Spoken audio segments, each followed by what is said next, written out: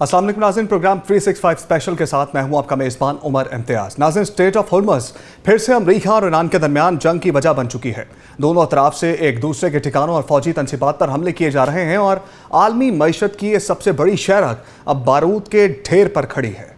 सदर ट्रंप ने इन हमलों के बाद सख्त तरीन मौक़िफ़ भी अपनाया कि अमरीकी और बैनुल अक़वामी मफादात पर वार करने वालों को बख्शा नहीं जाएगा, जबकि ईरानी क़यादत ने जवाबी हमलों को अपनी खुद मुख्तारी का दिफा करार देते हुए वाज़ेह कर दिया है कि अगर खलीज में उनका रास्ता रोकने की कोशिश की गई तो वो पूरी दुनिया के लिए तेल की तरसील रोकने की सलाहियत रखते हैं। दुनिया की कुल पेट्रोलियम सप्लाई का 1/3 हिस्सा इसी गुजरगाह से वाबस्ता है, जिसका मतलब यह है कि यह जंग अब सिर्फ इन दो मुल्कों की नहीं बल्कि पूरी दुनिया की मईशत और सप्लाई चेन को तबाह करने की ताकत रखती है।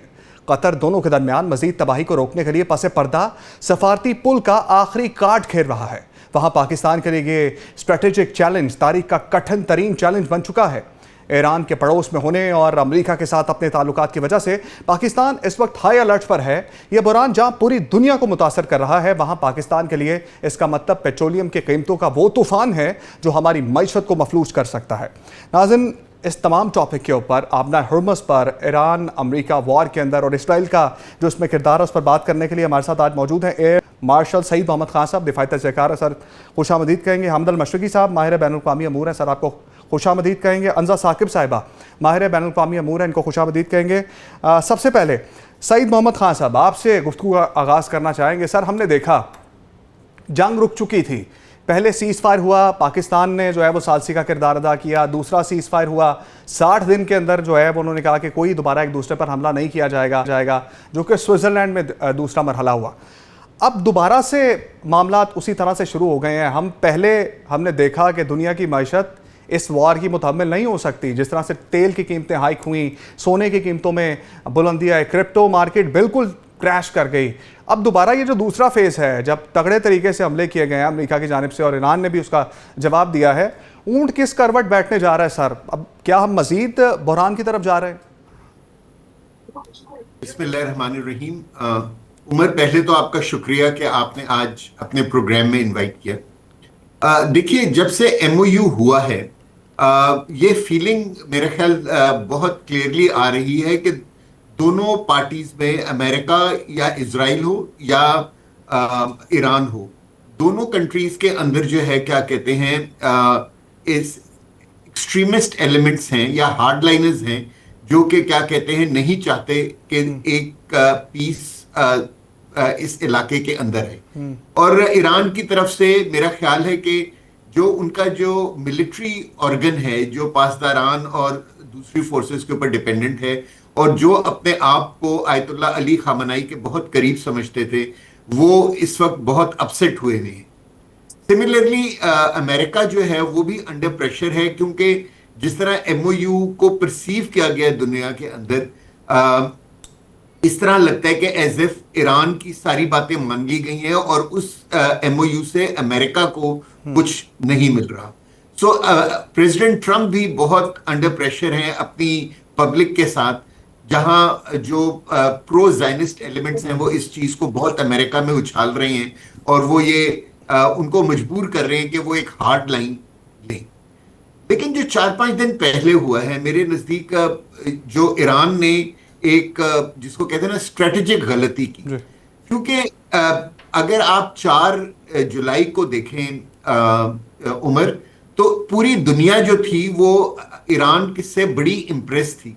और जो एक बयानिया था वेस्ट का कि जी के ये बहुत अनपॉपुलर रजीम है और इसका कोई लोग इससे मोहब्बत नहीं करते, बस इसको ओवरथ्रो करना चाहते हैं, उसके लिए उन्होंने एक बहुत जबरदस्त एक मीडिया स्पेक्टिकल बनाया था और उन्होंने आयतुल्ला अली खामनाई के जनाजे को एक बहुत जिसको कहते हैं ना वर्ल्ड स्टेज के ऊपर वो लेकर आए थे। और पूरी दुनिया में जो पहली न्यूज थी वो यही थी कि क्या कहते हैं कि आयतुल्ला खामनाई के जनाजे में कितने लोग शरीक हो रहे।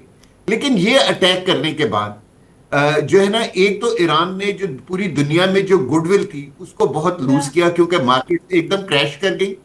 और दूसरा जो है, जो वॉर दोबारा जो न्यूज के अंदर पहली हेडलाइन न्यूज बन गई और जो आयतुल्ला अली खामनाई की यानी कि जनाजे से ईरान ने अपना वर्ल्ड इमेज बनाना था, ईरान को वो डिनाई हो गया। जी। तो मेरे ख्याल ये इंसिडेंट हुआ था, ये बेसिकली उनके कमांड एंड कंट्रोल स्ट्रक्चर जो इस वक्त प्रिवेलेंट है ईरान के अंदर, उसकी बहुत बड़ी एक ये वीकनेस शो हुई है। और इसी चीज की तरफ अगर आप देखें तो प्रेसिडेंट ट्रंप ने अपने एक मर्तबा अपने स्टेटमेंट में कहा था कि जी के there is no communication channel between us and them. तो मेरा ख्याल है वो जो कम्युनिकेशन चैनल है जो ऑपरेशनल लेवल पर होना चाहिए उन ठीक। मिलिट्री कमांडर के पास जो इस इलाके में जंग कर रहे हैं, ठीक है। उस चैनल का होना बहुत जरूरी है। तो क्योंकि ताकि हर चीज जो है वो एक छोटी से छोटी चीज भी जो है ना एक कॉन्फ्लिक्ट के अंदर तब्दील नहीं होनी चाहिए। ठीक है। हामिद अल मशरिकी साहब, जिस तरह जिक्र किया सईद मोहम्मद खान साहब ने भी कि बहुत से ऐसे फैक्टर्स हैं जो कि इस बात की वजह बन सकते हैं या वजह शायद बन रहे हैं। जिस तरह अमेरिका को शायद ये लगता है कि ईरान की बातें मानी गई हैं और हमने कुछ कम हासिल किया है इस डील से। अब क्या यही वजह है या फिर जो है वो इसराइल का फैक्टर है? इसराइल से ये चीज़ हजम नहीं हो रही कि इतने अफाम तफहीम के साथ सारे मामला हल हो गए और जिस लबनान के ऊपर उसका जो है वो चौधराहट चलती थी वहाँ पर भी सीज़ फायर करवा रहे हैं ये लोग, इसको भी बीच में शामिल कर लिया है। क्या यही फैक्टर है या असल फैक्टर इसराइल है जिससे हजम नहीं हो रहा और ये जंग दोबारा शुरू होने की तरफ जा रही है? बहुत शुक्रिया उमर। देखिए, बात यह है कि जिस तरह सईद साहब ने कहा, बिल्कुल मैं इससे एग्री करता हूं कि दोनों एंड के ऊपर हार्डलाइनर्स हैं। लेकिन हार्डलाइनर्स ने मैं समझता हूं कि जितना इन्फ्लुएंस करना था उन्होंने पहले भी किया, बाद में भी किया। लेकिन ये बात तो ईरान में भी बड़ी क्लियरिटी से अंडरस्टूड है कि हर हालत में जो है वो अमन जो है या पीस जो है वो उनको फायदे में है। और उन्हें जितनी रेजिस्टेंस करनी थी वो बहुत बड़ी रेजिस्टेंस थी। लेकिन अगर अमेरिका पूरी माइट के साथ आता है तो ईरान को बहुत नुकसान पहुंच सकता है। और दूसरी चीज ये है कि मैं समझता हूं कि जो मौजूदा सूरत हाल है इससे पहले और शुरू से ही इसराइल और इंडिया, ये जो फैक्टर्स हैं ये तो स्पॉयलर्स भी हैं और ये किसी हालत में भी खित्ते में अमन नहीं चाहते। इसराइल तो अमेरिका को इस दलदल में घसीट के लाया और इस दलदल में उसने साथ साथ कोशिश की कि अरब ममालिक को घसीटे और इसको ईरान अरब ममालिक जंग बनाने की कोशिश की। वो भी फैक्टर सामने है। लेकिन अब जो एमओयू के बाद जिस तरह अभी बात हम कर रहे हैं, असल में जो ऑयल टैंकर्स के हवाले से बात की जा रही है उसके अंदर ईरान का एक बड़ा क्लैरिटी से मौक़िफ़ है कि जी वो जो ऑयल टैंकर्स हैं उनका गुजरना जो है वो ईरान के दिए हुए मैकेनिज्म से ज़रूरी है। और बहुत सारी वायलेशन हो रही थी और स्पेशली वो आबना हर्मुज़ के अंदर एक ओमान के रास्ते एक कॉरिडोर बनाने की कोशिश की जा रही थी कि जिसके बाद वो उनकी कंट्रोल की कोशिश थी जिसको ईरान ने और उस पर पासदारान इनकलाब ने फौरी तौर पर रजिस्ट किया। अब बात यह है कि कहीं पर भी जब भी सीज फायर की वायलेशन होती है पूरी दुनिया में, चाहे वो आप कहीं की भी मिसाल ले ले, तो हमेशा एक दूसरे पर इल्जामात दिए जाते हैं। हमें ये देखना होगा चाहे वो सीज फायर की वायलेशन ईरान की तरफ से हो या अमेरिका की तरफ से हो, बुनियादी तौर पर पूरी दुनिया का अमन दोबारा खतरे में पड़ गया और इसराइल ज़ायनिस्ट जो हैं वो अपने मकसद में कामयाब होते नजर आ रहे हैं। एक बात तो ये है कि उनका तो मकसद ही ये है कि हर हालत में इस जंग में अमेरिका को दोबारा घसीटा जाए, नेटो को घसीटा जाए और जो खित्ते के अंदर जो सूरत हाल है वो एक बार फिर इंतहाई खतरनाक हो जाए। लेकिन क्या ये दुनिया अफोर्ड कर सकती है? बिल्कुल भी नहीं कर सकती। दुनिया 20% ऑयल की सप्लाई के हवाले से आबना हर्मुज़ पर बहुत ज्यादा डिपेंड करती है। दुनिया चोक कर गई और बाकी दुनिया के जो मामलात हैं वो भी आपके सामने हैं। एक चीज हमें समझनी होगी वो ये है कि अब जरूरत इस बात की है कि फौरी तौर पर जो इंटरलोकेटर्स हैं, जो मीडिएटर्स हैं, उनकी बात सुनी जाए, उनके साथ मिल बैठकर एक बार फिर सीज फायर की तरफ जाया जाए। वजह यह है कि इवेंचुअली तो आपने टेबल पे आना ही है। मैं नहीं समझता कि आप दोनों बहुत लंबी जंग लड़ सकते हैं, ना ईरान ना अमेरिका। लेकिन टेबल पर आने से पहले कितना नुकसान होगा इस चीज को इनको देखना होगा और इससे पहले कि बहुत नुकसान हो जाए they have to come on ceasefire. ठीक है अंजा साकिब साहिब, अब जो हम गुफ्तगू कर रहे थे और ख़बरें भी देखते हैं, ईरान ये कहता है कि आबना हर्मुज़ के ऊपर जो है वो वहाँ पर अमेरिका ने पहल की, अमेरिका ये कहता है ईरान ने पहल की है। तो आपके ख्याल में कौन माहदे की खिलाफ वर्जी कर रहा है? कौन नहीं चाह रहा ये माहदा जो है वो ख़त्म हो और ये दोनों मुल्क जो है वो जंग लड़ते रहें और आलमी मईशत को नुकसान होता रहे? देखिए, इस चीज़ में तो बहुत वाज़ेह तौर पर मैं ये कह दूँ कि यहाँ हम एक जानते हैं बहुत बड़ा स्पॉइलर जो है ना वो डेफिनेटली इज़राइल है। आज भी हमने देखा कुछ स्टेटमेंट्स आई थी जहाँ अमेरिका ने कहा कि अभी जो ये रीसेंट हमले थे वो उन्होंने नहीं किए। उसके अलावा ये है कि देखें, जो पिछले 2 हफ्ते लग रहे थे कि हमें बज़ाहिर एक डिप्लोमेटिक ब्रेक थ्रू है, इस्लामाबाद में मेमोरेंडम भी हुआ। अभी एक लाइव टेस्ट केस है कि जो पीस आर्किटेक्चर कायम किया गया है, वो कितना फ्रैजाइल था। तो ये अभी तक देखें, बात तो यही थी ना कि डिप्लोमेसी तो दूर की बात, दोनों मिलिट्रीज ने ही अभी तक एक दूसरे पे अटैक करना बंद नहीं किया। अब मतलब 48 घंटे की बात करूं तो यूनाइटेड स्टेट्स ने ये भी एडमिट किया कि 170 ईरानियन मिलिट्री साइट्स अटैक हुई हैं। ईरान ने हिट किए हैं यूएस बेसिस कुवैत में, बहरीन में, कतार में। उनकी जो सदर्न सिटी है, चाबहार वाली पोर्ट सिटी, वो अटैक हुई है ईरान के ऊपर। सो टेक्निकली पीस डील जो है वो भी एक एमओयू स्टेज पे, जो कि लीगली बाइंडिंग डॉक्यूमेंट नहीं होता। जी हाँ। और इजराइल तो सबसे बड़ा उसके पास एक जो जस्टिफिकेशन थी वो ये थी कि हम तो जी पार्टी नहीं है इस एमओयू के, हम पे तो ये लागू ही नहीं होते ये सारे क्लॉजेस। तो सेकेंडली जो चीज नोट करने वाली है कि ईरान जो है यहाँ पे स्ट्रेटेजिक लेवरेज को ना अपने बहुत ज्यादा नेक्स्ट लेवल पे ले चुका है। फॉर एग्जांपल अपना हॉर्मुज़ का जो मामला है उसको इसने एक परमानेंट स्ट्रेटेजिक अपना इंश्योरेंस बना लिया है, एक लेवरेज बना लिया है।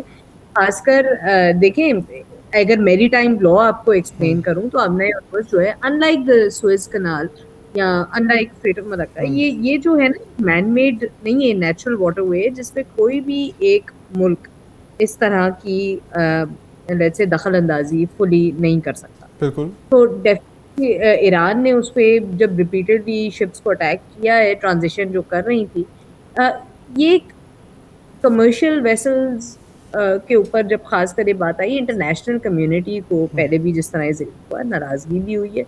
और कहीं ना कहीं ये जो स्ट्रेट की कलेक्शन ऑफ फीस थी वो उसके अंदर भी ये बात गलिबाब साहब ने भी कही थी कि जी अपने हॉर्मुज़ कभी भी वो प्री वॉर कंडीशंस पे नहीं जाएगा। तो लेकिन हैविंग सेड दैट, मैं ये नहीं कहूंगी कि ईरान कंप्लीटली वॉर रीस्टार्ट करना चाह रहा है। मैं इसको इस तरह देख रही हूँ कि ईरान अभी जो परमानेंटली चेंज करना चाह रहा है, जितने भी रूल्स लागू होते थे स्ट्रेट ऑफ हॉर्मुज़ के अंदर, तो इसको मैं ये नहीं कहूंगी कि वो डायरेक्ट स्पॉइलर है, लेकिन वो अभी तक अपने लिए अपनी बार्गेनिंग नेगोशिएटिंग चिप्स मजबूत करना चाह रहे हैं। जरूरी नहीं है कि इसका कोई मिलिट्री ऑब्जेक्टिव हो। अच्छा, वॉशिंगटन को ये बात समझ में आ रही है, लेकिन उसके बावजूद उनको एक और जो एक्सपोजर हुआ है, आप ये देखिए कि अभी अंकारा के अंदर जो नेटो समिट हुआ है, वहां पर ये बात बार बार अब वाजे हुई है कि जब अगर प्रेसिडेंट ट्रम्प कहते हैं कि द डील इज ओवर और एक लॉन्ग टर्म एक्शंस की बात नहीं की जा रही, तो ये अगेन ट्रम्प का भी एक कोर्सिव डिप्लोमेसी का एक मुजाहिरा है। वो ईरान को अभी तक उनको ये लग रहा है कि जो अमेरिका की हमेशा कैरेट एंड स्टिक अप्रोच रही है ना, कि बस मैं स्टिक दिखाता रहूंगा और ईरान किसी ना किसी तरह बेंड कर, लेकिन ये बात वो भूल रहे हैं कि वही नेशन है 7000 साल तक, इनको अलेक्जेंडर द ग्रेट नहीं कॉन्कर कर सका बड़ी।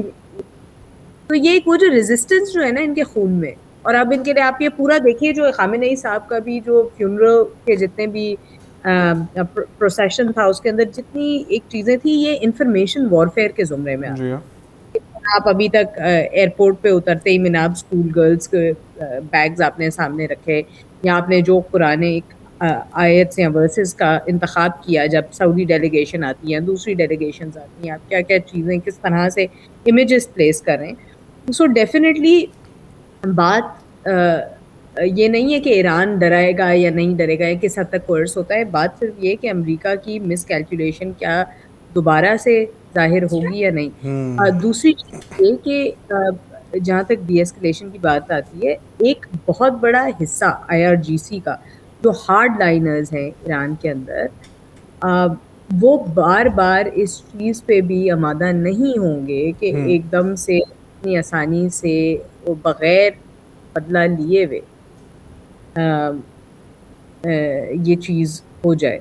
सो डेफिनेटली गवर्नमेंट्स जो हैं इस चीज़ पे आर्ग्यू भी करती रहेंगी। अभी मुझे जहाँ तक लग रहा है कि अगले दिनों में हम क्या देख सकते हैं, 3 तरह के सिनारियो हो सकते हैं। नंबर 1, या तो एक मैनेज डीएस्केलेशन हो, कि यानी कि कहीं ना कहीं एक टेक्निकल टॉक्स रिज्यूम होते हैं, 15 जुलाई को होते हैं, दिन होते हैं इकोनॉमिक, क्योंकि देखिए जंग तो डेफिनेटली दोनों ममालिक नहीं चाहते, ठीक है, बल्कि मुश्किल ठीक है, ठीक है। इकोनॉमिक सईद मोहम्मद खान साहब, मिस कैलकुलेट जिस तरह अंजा भी जिक्र कर रही थी कि अब क्या वाकई अमेरिका मिस कैलकुलेट कर गया ईरान को, वो समझ नहीं पाया कि उनके असासे क्या हैं, क्या इतनी आसानी के साथ जो है वो मार देंगे उसको, और फिर जो है वो रेजिस्टेंस जैसी आई तो फिर अमेरिका भी घबरा गया। आपको भी लगता है ऐसा ही है? मैं अंजा साहिबा की बातों से बिल्कुल एग्री करता हूँ।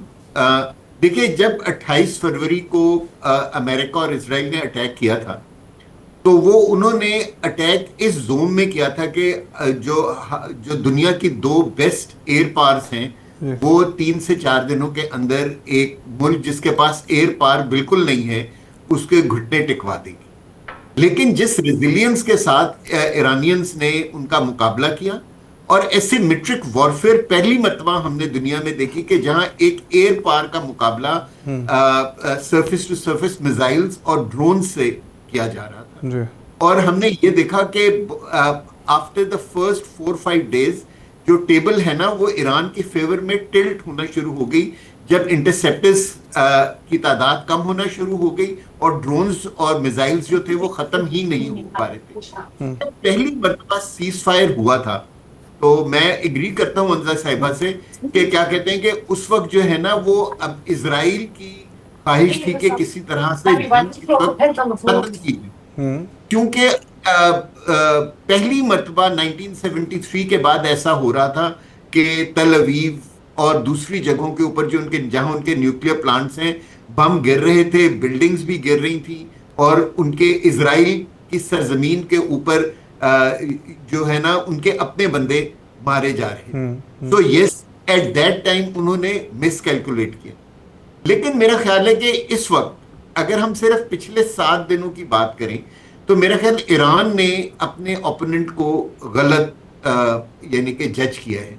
देखिए, हमें इररिस्पेक्टिव के इजराइल और अमेरिका का स्टांस क्या है, इस इलाके के अंदर जो अमेरिकन इंटरेस्ट हैं वो हैं गल्फ कंट्रीज के अंदर। तो जब अमेरिका अटैक करता है तो गल्फ कंट्रीज जो हैं वो इफेक्ट होती है, क्योंकि वहां जो टारगेट्स हैं उनको हिट किया जाता है।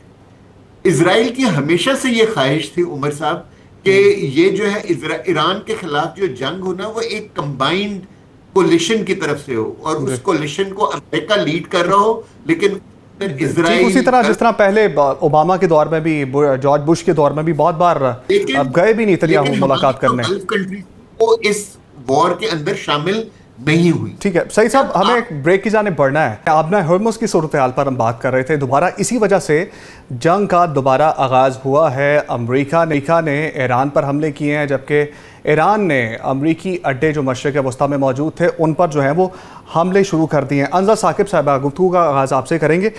अंजा, आपको क्या लगता है कि अब ऐसी क्या वजह सामने आएगी जिसकी वजह से जो है ये मामला हल होंगे और ये जंग रुक सकती है? एक रास्ता जो है वो आबना हॉर्मुज़ का जो पहले ईरान की तरफ से होकर गुजरता, जहाँ पर 1/4 हिस्सा दुनिया के तेल का गुजरता था, अब ओमान की तरफ से एक रास्ता बनाया गया है जिस पर एतराज़ है ईरान को।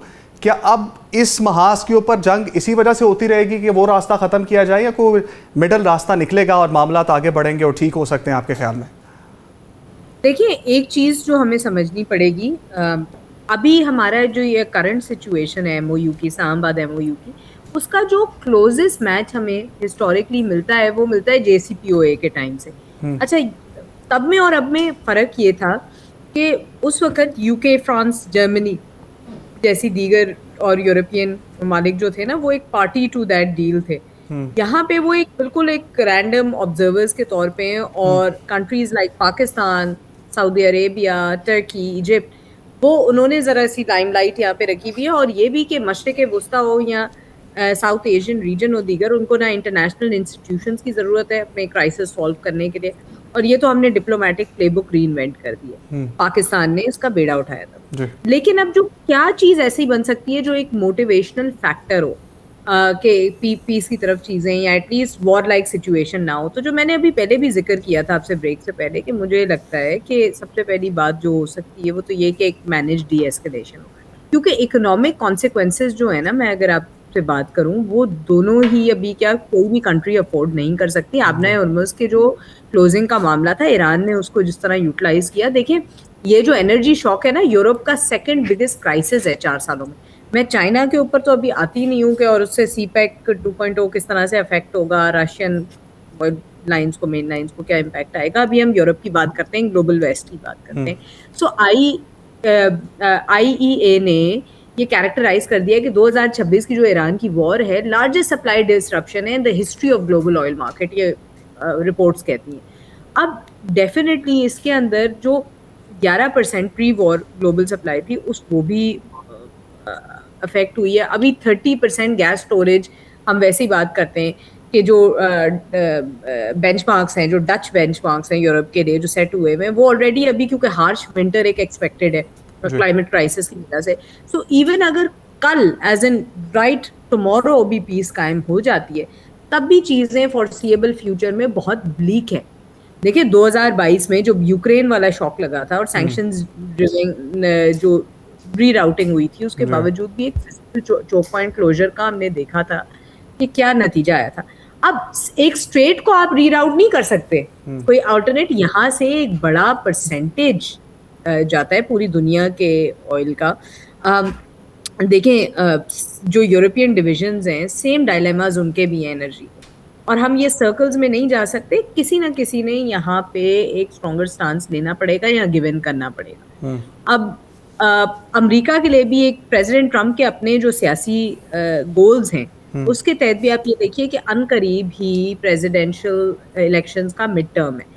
अमेरिका में गैस प्राइसेस का बड़ा इम्पैक्ट आता है आपके रिपब्लिकन वोट पे खासकर, और ऑलरेडी हमने देखा है, कई रिपोर्ट्स कह रही हैं कि अप टू 26% नीचे चला गया Republican vote gas prices loan की वजह से। महंगाई बढ़ती है, ऑब्वियसली पूरा इम्पैक्ट है। अच्छा, अब स्विस कनाल की जो कंपैरिजन लोग कर रहे हैं, तो एक बात ये समझ सकें कि जो अमेरिकन हेजेमोनी का जो इन्फ्लेक्शन पॉइंट कहते हैं कि अगर एक सुपर पावर एक वॉर स्टार्ट करती है मिडिल ईस्ट में और अपने पार्शियल मिलिट्री ऑब्जेक्टिव्स, मतलब हमने पहले यही देखा था, हिस्टोरिकली यही होता रहा है, लेकिन पॉलिटिकल आउटकम अचीव नहीं होता, तो स्विस कनाल के टाइम पे जिस तरह हमने देखा था, ये फ्रैंको ब्रिटिश कॉलोनियलिज्म की बात हुई थी, लेकिन हमने यहाँ देखा कि यहाँ डिफरेंस यही है कि अगेन स्विस कनाल जो है, that's a man made waterway, ये एक नेचुरल स्ट्रेट है।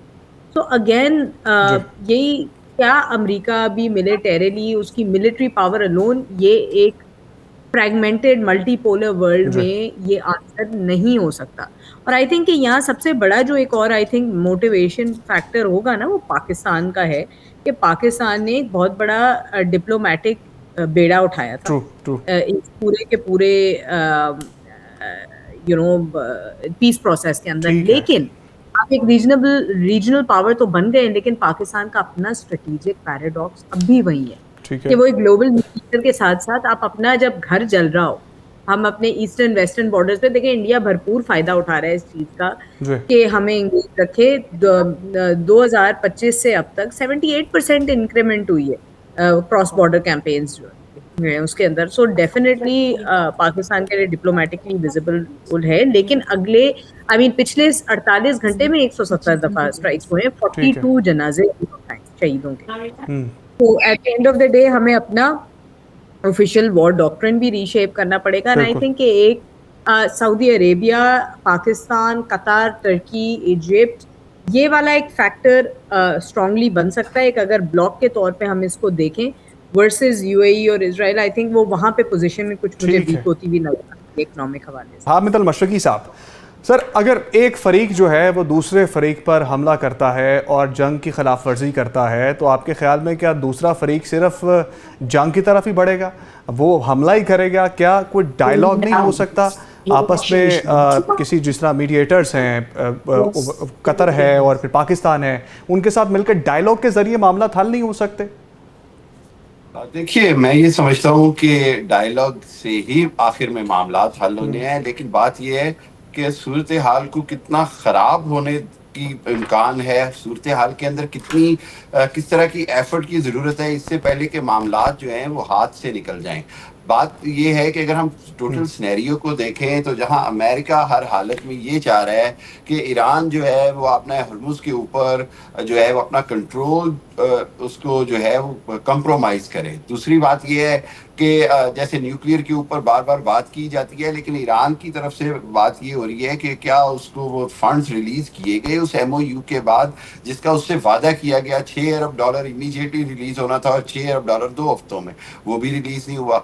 तीसरी बात यह है कि क्या ईरान के ऊपर जो पाबंदियां हटाने की बात हुई थी उसके ऊपर कितनी पेशरफ्त हुई है। ईरान को ऑयल बेचने की इजाजत तो मिल गई, लेकिन आप देखें कि जैसे ही अटैक्स शुरू हुए वो ऑयल की इजाजत भी सस्पेंड कर दी गई। मैं ये समझता हूँ कि सबसे इंपॉर्टेंट फैक्टर मौजूदा सूरत हाल में ये है कि हम ये लाजमी देखें कि खित्ते के अंदर जो खित्ते के ममालिक हैं वो मिलके कोई फैसला करें कि उन्होंने किस तरह से इस सारे एग्रेशन को हैंडल करना है। देखें, जब ईरान ने सऊदी अरब पर अटैक किया, रिफाइनरी पर, अमेरिकी अड्डों पर और उसके बाद कतर पर, तो उन्होंने फौरन पाकिस्तान की मीडिएशन से और बाकी मामलात से फौरन एक अंडरस्टैंडिंग डेवलप हो गई कि हम इधर नहीं अटैक करते हैं बल्कि हम दूसरी जगह करते हैं। और कुवैत और बहरीन जो है वो ज्यादा अंडर अटैक आए। वजह ये है कि जहां जहां खित्ते के अंदर मैं समझता हूँ ज्यादा कोऑर्डिनेशन हो जाएगा, इवेंचुअली अमेरिका जो है वो थाउजेंड्स ऑफ माइल्स अवे से है। बात ये समझने की है कि अगर खित्ते के ममालिक और खित्ते के अंदर जो नई ताकतें हैं, यानी चाइना है, रशिया है, टर्की है, पाकिस्तान है, अगर इनको मैं समझता हूँ कि इनके साथ अगर मिलकर बैठकर इनको एंगेज करके अगर खित्ते के सोल्यूशन की तरफ जाया जाएगा तो वो बेहतर होगा। एक चीज बड़ी क्रिटिकल है और वो है खित्ते के साथ साथ इसराइल की बात हम करते हैं। इसराइल ने जिस तरह अभी देखें कि हमास को सरेंडर करा दिया है, हमास के बाद सूरत हाल बड़ी ही एक तरह से क्वेश्चनेबल है, डायलेमा है कि वहां अब क्या होगा, क्या गजा के लोगों को निकाल दिया जाएगा। लेबनान के अंदर उन्होंने जियोग्राफी चेंज की है। सो दोनों डायमेंशन में अगर हम देखें तो इन नटशेल मामलात टेबल पर हल होने हैं, जितनी जल्दी हो उतना अच्छा है, क्योंकि सूरत हाल अगर हाथ से निकल गई और बाकी फरीक इसमें शामिल हो गए तो फिर जंग का नक्शा बहुत बुरा हो जाएगा। प्रोग्राम के दूसरे हिस्से में बलूचिस्तान में जो भारत की जानिब से दहशतगर्दी की जा रही है उस पर गुफ्तगू करेंगे। मंगी डैम पुलिस स्टेशन पर दहशतगर्दाना वाक़े के तसलसल में पाक फौज FC और बलूचिस्तान पुलिस का ऑपरेशन शाबान जारी है। 24 घंटों में मजीद 17 दहशतगर्दों को हलाक किया गया है, जबकि मजमूई तौर पर 79 की तादाद हुई है। जबकि सिक्योरिटी फोर्सेज ने फितनाल खवारिज के 26 खवारिज को 6 और 7 जुलाई को पहले ही वासिले जहन्नुम किया था। इस बारे में वज़ीर-ए-आज़म शहबाज शरीफ ने कोयटा में खिताब करते हुए कहा कि दहशतगर्दी के फितने में मशरकी हमसाये का भरपूर किरदार है, असलहा और पैसा भी वहाँ से ही दिया जा रहा है। सईद मोहम्मद खान साहब, भारत बाज नहीं आ रहा फंडिंग करने से, पाकिस्तान में अनारकी फैलाने से, पाकिस्तान में दहशतगर्दी फैलाने से। इन हमलों को रोकने के लिए सबसे बड़ा चैलेंज क्या पेश आ रहा है पाकिस्तानी फोर्सेस को, पाकिस्तान को? बिस्मिल्लाहिर्रहमानिर्रहीम। देखिए उमर साहब, मेरे ख्याल में जो इस वक्त जो सबसे बड़ा इशू है ना वो है लोकल सपोर्ट का जो उनको उस जगह हासिल है। अपेरेंटली वो जिस तरीके से अटैक कर रहे हैं उससे लगता है कि उनके जो स्लीपर सेल्स हैं वो ऑलरेडी पाकिस्तान के अंदर मौजूद हैं और वो जो है बहुत इफेक्टिवली सारी इंफॉर्मेशन जो है वो उनको प्रोवाइड कर रही है। मेरे ख्याल में ये जो अब एक इंटरनल ऑपरेशन शुरू हुआ है ये बहुत पहले शुरू हो जाना चाहिए था। हमें ये चाहिए कि जो उनके जितने खैरखा बलूचिस्तान या KPK में हैं हम उनको जो है क्या कहते हैं पहले इंटरनली इरेडिकेट करें और फिर हम बॉर्डर क्रॉस करके अफगानिस्तान के अंदर उनको तबाह बर्बाद करें। देखिए ये जो पिछले एक हफ्ते के अंदर जो अटैक्स हुए उसमें एक पैटर्न बहुत वाज़ेह समझ में आया कि आप ये देखिए कि ये TTP और BLA का इत्तेहाद है, दोनों ने मिल के कंबाइंड अटैक्स किए हैं। जो TTP है उसने बलूचियों को कत्ल किया है बलूचिस्तान के अंदर और BLA ने फौजियों को टारगेट किया, ठीक है ना। सो मेरे ख्याल में अब जो है क्या कहते हैं पाकिस्तान को भी ये फर्क खत्म कर देना चाहिए, एक फाइनल वार्निंग देनी चाहिए क्या कहते हैं अफगानिस्तान को कि अगर आप लोग नहीं इनको कंट्रोल कर सकते तो फिर हमें खुद आके इनको कंट्रोल करना पड़ेगा। लेकिन मैं फिर कहूंगा कि वो करने से पहले हमें अपने अंदर जो है इत्तेहाद पैदा करना चाहिए, पॉलिटिकल लीडरशिप को ऑन बोर्ड लेकर आना चाहिए जो उस इलाके के सरदार हैं उनको भी क्या कहते हैं उनसे भी एडवाइस लेनी चाहिए, या वो भी गवर्नमेंट के पीछे खड़े हुए हों, और फिर गवर्नमेंट को एक बहुत स्ट्रॉन्ग हैंड के साथ इंटरनली और एक्सटर्नली इस मसले को हल करना चाहिए। ठीक है मशरकी साहब, अब जाहिर सी बात है ऐसी तमाम बुज़दिलाना कार्रवाइयों के पीछे भारत का हाथ होता है, और हमने हमेशा देखा है पाकिस्तान में जो भी दहशतगर्दाना कार्रवाइयाँ होती हैं, चाहे BLA की तरफ से हों, चाहे TTP की तरफ से हों, चाहे अफ़गान तालिबान की तरफ से हों, और कोई दहशतगर्द तंजीम की तरफ से हो, तो उसके पीछे भारत का ही हाथ होता है। अब ऐसा क्या किया जाए? क्या बराह रास्त फ़ौजी कार्रवाई ही इसका जो है वो हल है, या फिर ये सिलसिला कब तक जारी रह सकता है आपके ख्याल में? देखिए, बात यह है कि पाकिस्तान की जो सिक्योरिटी फोर्सेस हैं और जो पाकिस्तान के सिक्योरिटी के इदारे हैं, उन्होंने बड़ा कंप्लीट रिजॉल्व के साथ एक बात पूरी दुनिया को दिखा दी कि हम अगर इंडिया हम पे हमला करेगा या कोई भी चीज़ करेगा तो हम उसका क्या हशर करेंगे।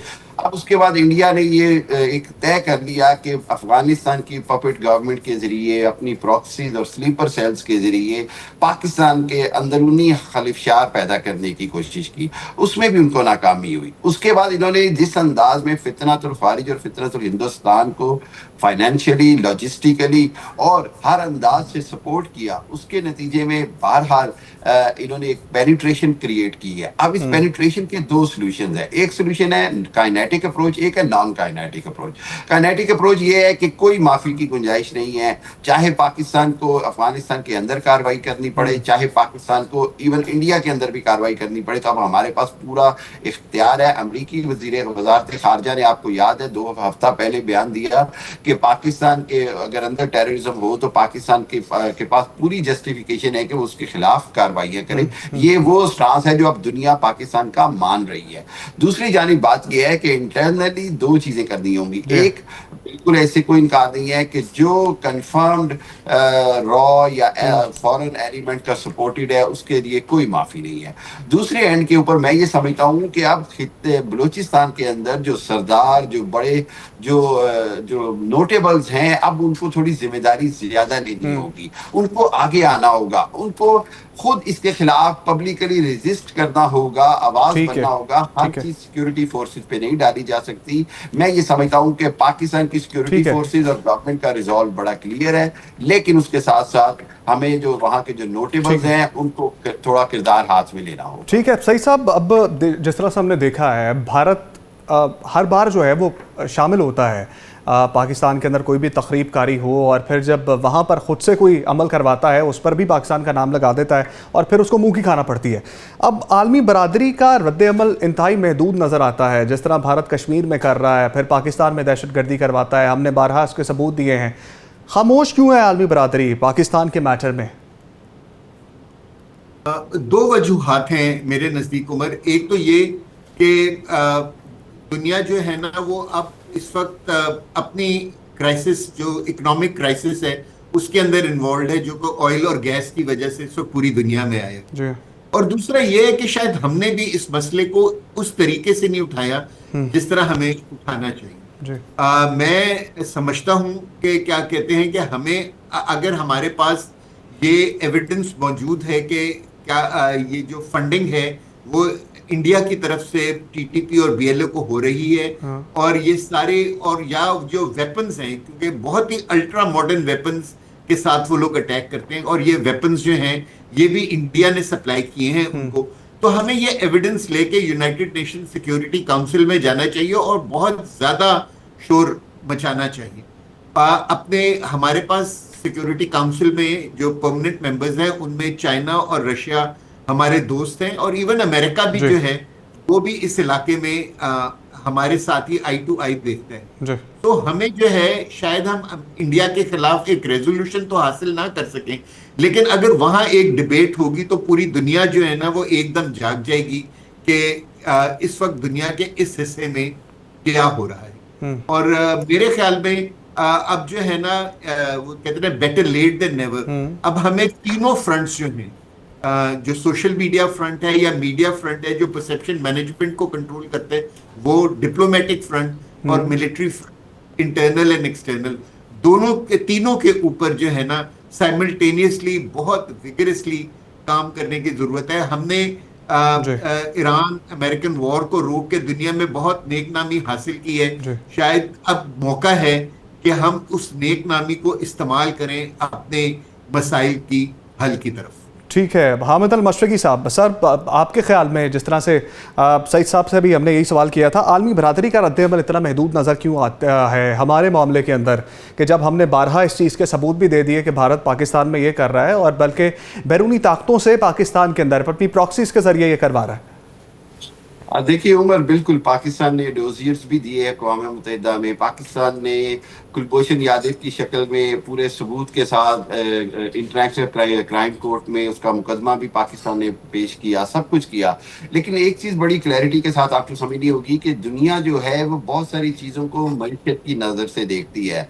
इंडिया को वो 1.25 अरब लोगों की एक इकोनॉमिकल मंडी के तौर पे देखती है। उसके मुकाबले में पाकिस्तान को उनको जो है वो एक 25 करोड़ की मंडी या मार्केट नजर आता है। मैं ये समझता हूँ कि अब जरूरत इस अमर की है कि पाकिस्तान अपना जो हमारे जो सबसे बड़े अलाई है चाइना, रशिया खित्ते के अंदर, उनको साथ मिलाकर उनके साथ एक रीजनल अलायंस के तौर पर मैसेज दिया जाए, रीजनल अलायंस के तौर पर मैसेज दिया जाए और फिर दुनिया को बावर करवाया जाए कि अब वो पाकिस्तान में दहशतगर्दी फैला रहा है। हामिद अल मशरकी साहब आपका बहुत शुक्रिया, सईद मोहम्मद खान साहब आपका बहुत शुक्रिया, और प्रोग्राम के पहले हिस्से में अंजा साकिब साहब हमारे साथ मौजूद थी। अंजा साकिब साहब आपका भी बहुत शुक्रिया। नए प्रोग्राम के साथ आपकी खिदमत में कल दोबारा हाजिर होंगे। इजाज़त दीजिए, अल्लाह ने के बाद।